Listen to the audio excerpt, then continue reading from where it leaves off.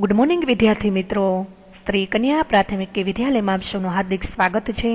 ધોરણ 7 વિષય વિજ્ઞાન, એમાંનું ચેપ્ટર નંબર 12 અને લેક્ચર નંબર 2.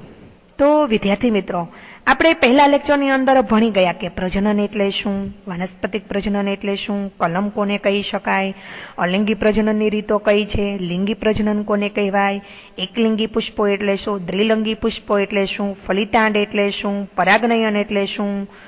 તો આપણે એના વિશે અભ્યાસ કરી ગયા હતા.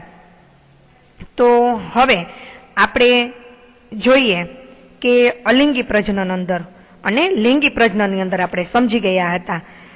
હવે ત્યારબાદ આપણે વાનસ્પતિક પ્રજનન એટલે શું એના વિશે અભ્યાસ કરી ગયા હતા. સ્પાયરોગાયરા શું છે, તો કે સ્પાયરોગાયરા એક પ્રકારની લીલ છે જે સ્વાવલંબી છે, તો એના વિશે આપણે અભ્યાસ કરી ગયા હતા. ત્યારબાદ ફલન બાદ પુષ્પનું શું થાય છે, પરાગાસન કોને કહે છે, સ્ત્રીકેશનના ભાગો જણાવો. તો સ્ત્રીકેશનના ભાગો આપણે સમજી ગયા હતા. પરાગાસન, પરાગવાહિની અને અંડાશય, તો એના વિશે આપણે અભ્યાસ કર્યો હતો. ત્યારબાદ હવે આપણે આગળનો પોઈન્ટ સમજીએ. આગળના પોઈન્ટ આપણે 12.3 એટલે કે ફળ અને બીજ નિર્માણ, ત્યાં સુધી આપણે અભ્યાસ કર્યો હતો. તો ફળ અને બીજ નિર્માણથી આપણે આગળ સમજીએ કે ફલન પછી અંડાશય ફળમાં પરિણમે છે. ફલન પછી અંડાશય જે છે એ ફળમાં પરિણમે છે અને પુષ્પના બીજા ભાગો ખરી પડે છે. ફળ એ પાકી ગયેલું એટલે કે પરિપક્વતા પામેલું અંડાશય છે. અંડકોમાંથી બીજ નિર્માણ પામે છે. હવે આ બીજ રક્ષણાત્મક બીજા વર્ણમાં ભ્રૂણ ધરાવે છે. તો કેટલાક ફળો માસલ અને રસાળ હોય છે, જેવા કે કેરી, સફરજન અને નારંગી. અને કેટલાક ફળો કઠણ હોય છે એટલે કે શુષ્ક હોય છે, જેવા કે બદામ, અખરોટ. બરાબર વિદ્યાર્થી મિત્રો? તો કે કેટલાક ફળો માસલ અને રસાળ હોય છે, જેમ કે કેરી, સફરજન ને નારંગી. અને કેટલાક ફળો કઠણ હોય છે એટલે કે શુષ્ક હોય છે, જેવા કે બદામ અને અખરોટ.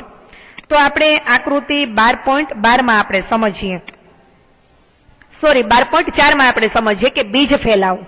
તો કુદરતમાં એક જ પ્રકારના પુષ્પ જુદી જુદી જગ્યાએ ઉગતા હોય છે, કારણ કે બીજ જે છે એ જુદી જુદી જગ્યાએ ફેલાતું હોય છે.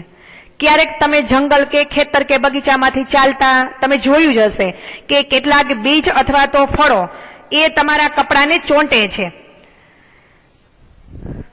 તો શું તમે જાણવાનો પ્રયત્ન કર્યો છે કે આ બીજ તમારા કપડાને કેવી રીતે ચોંટે છે? જો એક જ વનસ્પતિના બધા જ બીજ એક જ જગ્યા પર પડે અને બધા ત્યાં જ જો વૃદ્ધિ પામે તો તમે શું વિચારો છો, શું થશે? તો અહીં સૂર્યપ્રકાશ, પાણી, ખનિજ ક્ષારો અને જગ્યા માટે સખત સ્પર્ધા જોવા મળે. પરિણામે આ જે બીજ છે એ તંદુરસ્ત વનસ્પતિ તરીકે વૃદ્ધિ જ ન પામે. તો વનસ્પતિની બીજના ફેલાવાની પ્રક્રિયા દ્વારા માટે શું થતો હોય છે, તો કે ફાયદો થાય છે. તે વનસ્પતિ અને કુંપળોમાં સૂર્યપ્રકાશ, પાણી અને ખનિજ ક્ષારોની જે સ્પર્ધા જે છે એ સ્પર્ધાને શું કરે છે, તો કે અટકાવે છે. તો તે વનસ્પતિને નવી વસાહતમાં બહોળો ફેલાવો કરવાની પોતે શું આપતા હોય છે, તો કે એક તક આપે છે. બીજ અને ફળો એ પવન, પાણી તથા પ્રાણીઓ દ્વારા વનસ્પતિથી દૂર લઈ જઈ શકાય છે, દૂર લઈ જવાય છે. પાંખોવાળા બીજ જેવા કે સરગવો અને મેપલ. હવે તમને નીચે આકૃતિમાં આકૃતિ 12.13 ની અંદર તમને એમાં સરગવો અને બીમાં મેપલના બીજ તમને જોવા મળે છે. તો એમાં આપણે જોઈએ તો કે આ બીજ પક્ષ એટલે પાંખો પોતાની. તો ઘાસના હલકા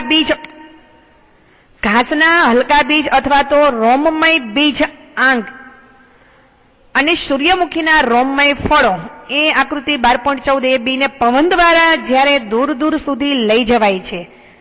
કેટલાક બીજ પાણી દ્વારા પણ ફેલાય છે, નાળિયેરમાં જોવા મળે છે. તેમ આ ફળો અથવા બીજ સામાન્ય રીતે પોચા અને તાંતણા જેવા બાહ્યાવરણના સ્વરૂપમાં વિકાસ પામે છે. કેટલાક બીજ પ્રાણીઓ દ્વારા ફેલાય છે, ખાસ કરીને જેમાં બીજ કાંટાળા હોય છે.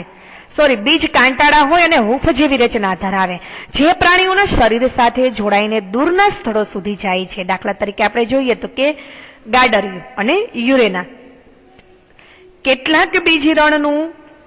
કેટલાક બીજનું વિકિરણ ત્યારે જ થાય છે જ્યારે ફળ ઝટકાથી ફૂટે છે.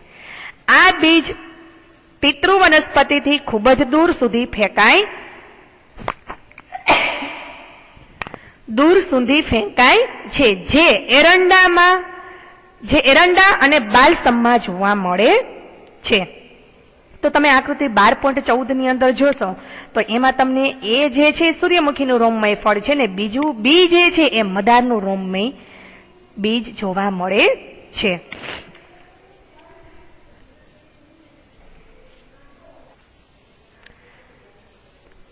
તો તમે આકૃતિ 12.14 એ સૂર્યમુખીનું રોમમય ફળ અને બીમાં મદાર એ રોમમયનું બીજ તમે જોઈ શકો છો. અને આકૃતિ 12.15 ની અંદર તમને શું જોવા મળે છે તો કે ગાડરિયું.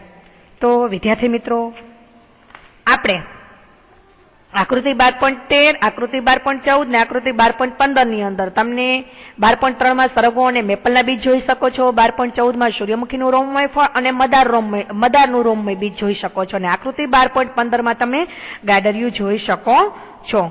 તો વિદ્યાર્થી મિત્રો, આ પાઠ આપણો અહીં પૂર્ણ થાય છે.